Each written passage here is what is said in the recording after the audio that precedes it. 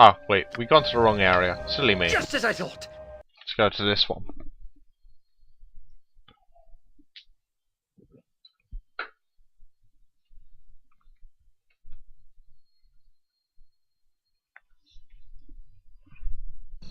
Anyway.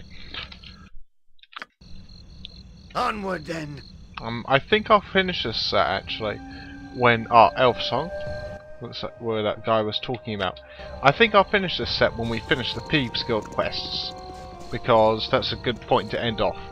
And there's a couple remaining, I think.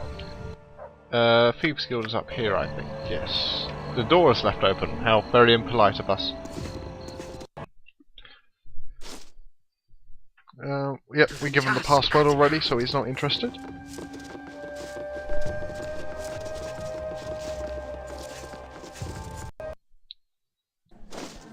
As you will. Okay. Well, Nathan should be... Ah, is that him? Nathan Darkwalk. Swipe the Duchess knickers once, if you know what I mean. Keeps telling us that. Here there, good fortune you return to us. Quite the scramble down the alleys with no less than 10 and 4 guards on our running hides. Good call that alarm of yours. Would have caught us otherwise without you. Had enough time to fill the room with gold in pocket. So we 300 gold to divvy. None too bad at all. Well, a mere pittance stacked against next Dark's target. Here with us again? Okay, what shall we say? Me neck on the line for a mere 100 gold? This be the level of your burglary I'd sooner work the barnyard. No. We've got to be polite to you know, keep him going. Exciting work like none other. I'm railing for another grasp of that careless gold. 'Tis so for me and Redditch. The mark tonight is a right plumper plucking and a mite more dangerous. No petty gold, cause you pass that intro. This dark holds a dual fence with pretties brought deep from Waterdeep. A mage of meagre power called for a component gem called a rogue stone. Oh, yep, very useful. Not very useful. Very valuable in Baldur's Gate too. And you need one for something. Bit of magic. And Gantalandon answered. His home be our target, and he be a sight more caged than last. We join at dusk by the blade and stars to sort the deed. Okay. Let's pull off this heist then.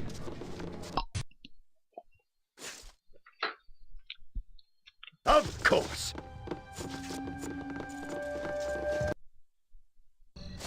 Right. I wouldn't dream of refusing.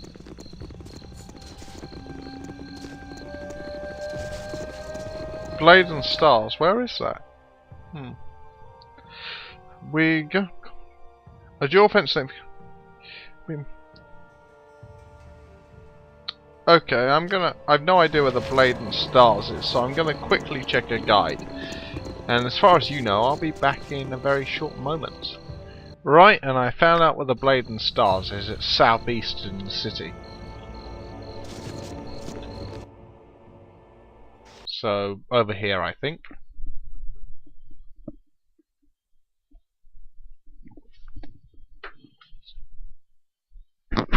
Oops.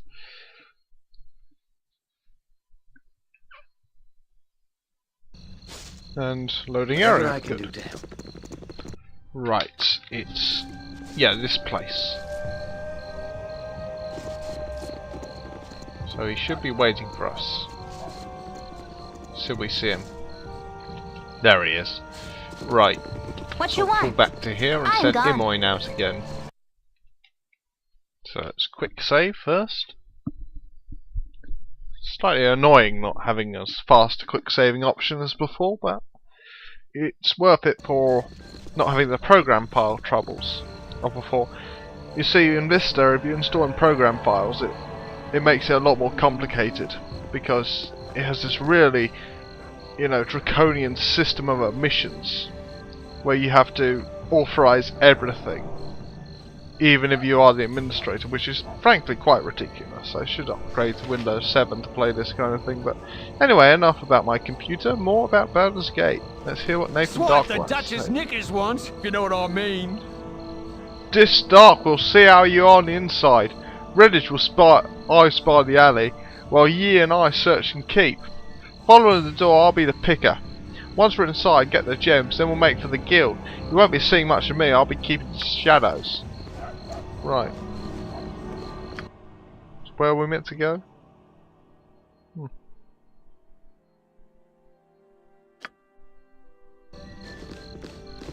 can just follow him, I suppose. Ah, down here. I've done had enough of this. Let's detect traps. Probably are some, considering this is a Thieves Guild test. Okay, no. Gold. Okay, a book of some kind. History of the fateful coin, that's about Timora, I think. History of Olgar. You know what I'm going to do actually. I've read these before, but I'm going to take them and I'm going to right click, put it off on screen, and if you want to read it, just pause the video and I'll leave it up for long enough for you to react. Okay, so that's the first half of that, and that's the rest of it. Should be enough time to view it by pausing the video. And now this. History of Olgar. Okay. Oh, a bit far. There we go. And next part. And the final part. There we go. I don't think I've read that second one before. So I guess I can pause my own video when I go to edit it if I want to. I'm always interested in the fluff that surrounds games. Usually more so than the main plot, because the plot is usually an excuse to get your characters moving everywhere. For instance, in Icewind Dale, the plot is pretty thin. I mean, it makes sense and everything. But what really sells it, to me at least, is the backstories, the little bits and pieces you can pick up about areas. All very interesting. Demons and orcs and stuff. Oh, he's woken up.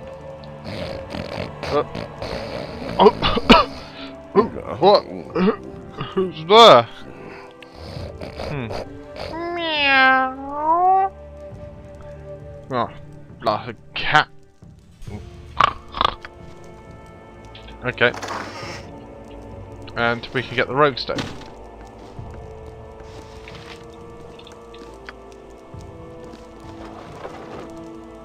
And another history. History of the North.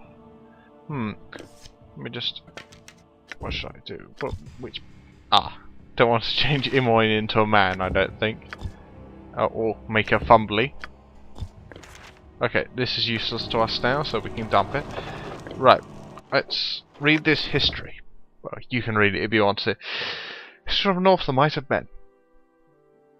And scrolling down.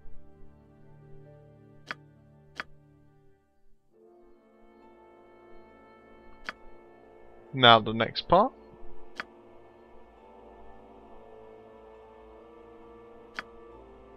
And the next part.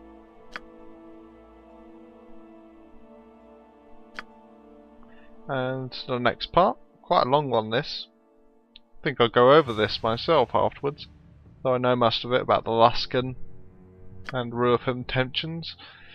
Yeah, the Luskans are a bunch of bastards, in case you're wondering. They're like the bad guy city of the Sword Coast compared to the good guy city of Neverwinter and the neutral cities of Baldur's Gate and Waterdeep. Still interesting to read about. I like city-state feudings. I mean, it's more interesting to me than kingdoms or anything like that. Whoops. Just interesting because Luskan is ruled over by wizards. First part of the history of Waterdeep, in case you're wondering. Luskan is ruled over by wizards and pirates at the same time, and it's quite an interesting power balance, I find. And this part, and the third part. The last part.